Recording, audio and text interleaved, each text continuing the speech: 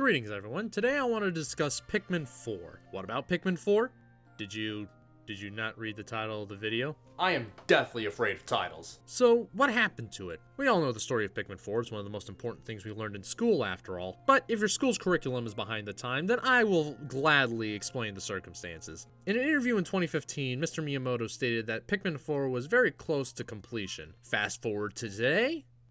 It's almost done, guys, I swear, it just needs more time in the oven. Now that's what I call a delicacy. So, what happened? Well, one of the things Mr. Miyamoto mentioned is that the game wasn't very high on Nintendo's priority list, so it kind of fell to the wayside. But why did it fall so low on priority, especially when it was almost done? Well, I'm not certain, but I do have a couple of theories on what happened. Let's get the obvious one out of the way first. Pikmin's not exactly the highest selling series of Nintendo's catalog. Because of this, Nintendo would rather put the resources elsewhere. Yeah, pretty simple and obvious reason. You know what they say, money talks. Hallo, ich bin Geld.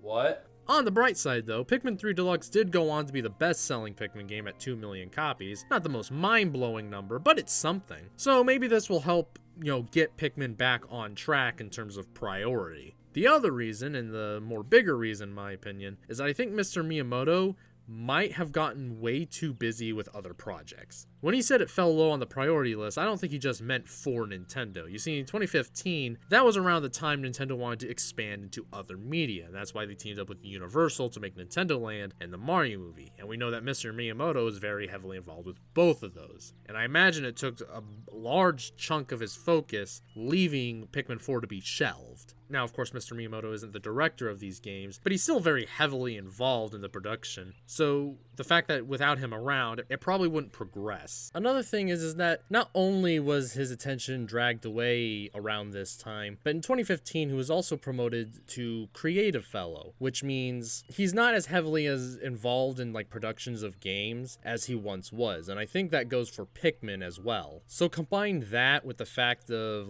Universal, the Mario movie, the promotion, it might have really just messed up the development cycle of this game, which just pushed things back severely. Of course, there's no rule that says Miyamoto has to be involved with Pikmin for it to continue, but I imagine he'd really want to be. Miyamoto clearly very much cares about the Pikmin series. I mean, look at the Universal Park. It's only Mario with hidden Pikmin, which I imagine was something that he himself suggested. The upcoming mobile game, the Pikmin mobile game, I imagine must have been a result of his constant pushing of the series. Those are my main points and why I think Pikmin 4 is yet to arrive. Now you may be wondering, why did I bother making a video for some very simple points and such a short video, all things considered? Well, it's the same reason why I made the short F-Zero video.